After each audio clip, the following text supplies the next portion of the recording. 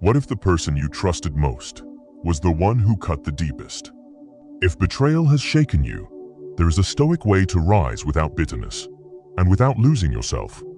For centuries, Marcus Aurelius, Seneca, and Epictetus taught the mindset that turns wounds into wisdom. Today, I'll guide you through 8 Stoic paths, clear, steady, and powerful, to face betrayal with strength. So take a breath, and let's begin with the first discipline. 1. Accept reality. You cannot heal what you refuse to see.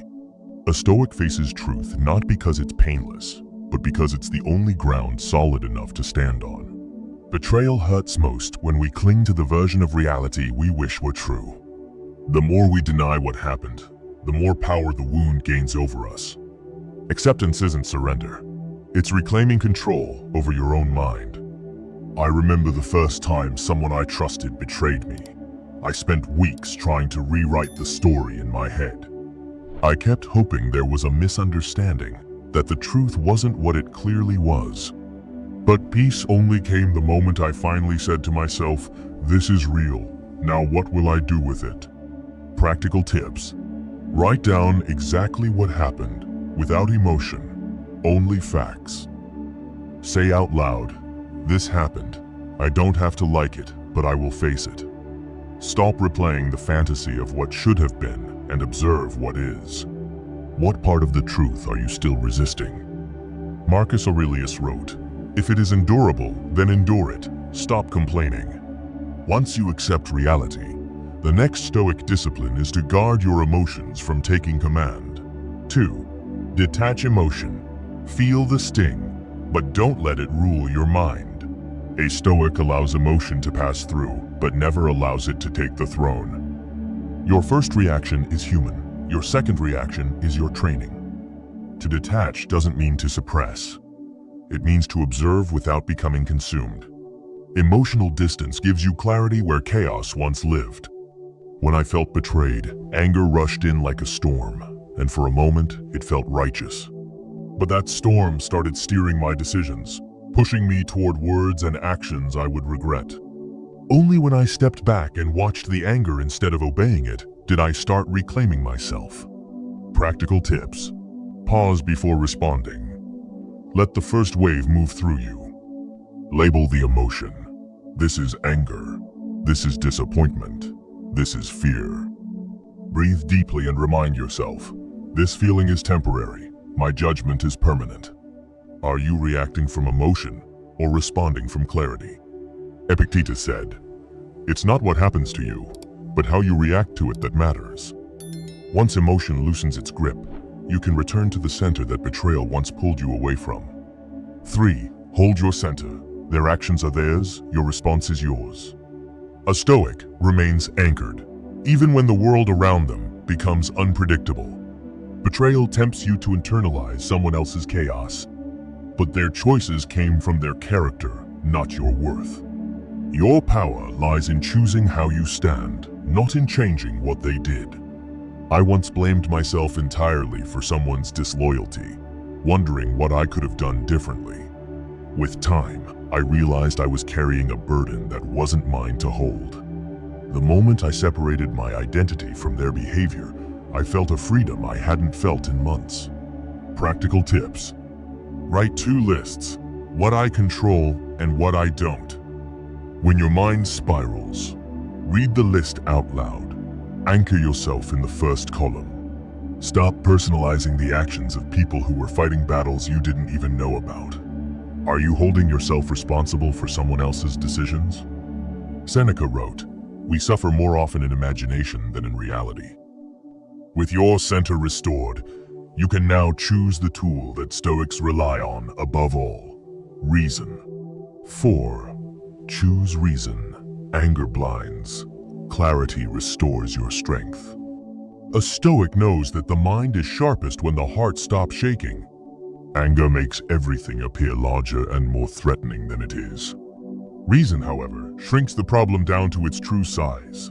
When you think clearly, betrayal becomes information, not a life sentence. I used to replay betrayals in my head, fueling my anger with every memory. But But the more I fed the fire, the less I understood what actually happened. Only when I stepped back and asked, "What is the truth here?" did the fog begin to lift. Practical tips. Ask yourself, what would this look like without emotion? Seek perspective. Talk to someone who sees the situation from the outside. And remind yourself that calm thinking always leads to stronger decisions. If you removed anger from the equation, what would you see more clearly? Marcus Aurelius wrote, "You have power over your mind, not outside events." From clarity comes peace, and peace must be protected. 5. Guard your peace. Not everyone deserves access to your inner world. A Stoic protects their inner fortress as carefully as a king guards his kingdom. Some people earn a seat at your table, others only take from it. Betrayal is often a reminder that your boundaries were too open. Peace grows when you guard it with intention, not guilt. There was a time I allowed anyone into my inner circle, believing openness was always a virtue. But that openness became a doorway for people who didn't value trust. When I finally tightened my boundaries, my life became lighter, quieter, and clearer. Practical tips. Don't explain your boundaries. State them. Reduce access to anyone who drains you emotionally, even subtly. Prioritize people who show consistency, not promises. Who in your life has access they no longer deserve? Epictetus said, "Keep your will in harmony with nature, and no one will have power over you." And from that guarded stillness, a deeper lesson always begins to reveal itself. 6. Learn the lesson. Betrayal reveals truth you once ignored. The Stoic learns not by comfort, but by the clarity pain brings. Every betrayal uncovers something you overlooked. An instinct, a pattern, a red flag. The wound often carries the message you refused to hear before. Learning the lesson turns betrayal into a stepping stone. I once ignored small signs, disrespect, inconsistencies, simply because I wanted the relationship to work. Looking back, betrayal wasn't sudden, it was gradual, and I just wasn't ready to see it. But when I analyzed the pattern, I realized I had ignored my own intuition. Practical tips. Ask yourself, what did this experience teach me about people and about myself? Identify the red flags you missed and write them down. Commit to honoring your intuition the next time it whispers. What truth did this betrayal finally force you to acknowledge? Seneca wrote, "Difficulties strengthen the mind as labor does the body." And once the lesson is learned, there is only one thing left to do. Release what no longer belongs to you. 7. Release resentment. Letting go is not kindness to them, but freedom for you. A Stoic releases resentment not to erase the past, but to unchain the present. Resentment keeps you emotionally tied to the person who hurt you. The longer you hold it, the more power they keep over your inner life. Letting go is an act of strength, an act of choosing your future over your wounds. I once carried anger for months, believing it protected me from being hurt again. But all it did was drain me, inch by inch, day by day. The moment I chose to release it, I felt the weight lift as if chains had fallen off. Practical tips. Write a letter you'll never send. Say everything you've held inside. Practice the phrase, "I release this, not for them, but for me." Detach from the story where you are the victim and rewrite yourself as the survivor. What would your life look like if you finally let go?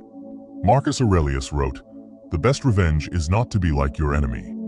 Once your hands are free from resentment, they can finally lift you upward." 8. Rise stronger. What broke you yesterday becomes your armor today. A Stoic transforms suffering into strength, pain into preparation. Betrayal does not end your story, it sharpens it. Every wound contains material for building your resilience. Rising stronger is not about forgetting what happened, but forging meaning from it. Looking back at my own betrayals, I realized they forced me to develop boundaries, clarity, and courage. They shaped my character far more than comfortable days ever could. In a strange way, I became someone I actually respected because of what I endured. Practical tips.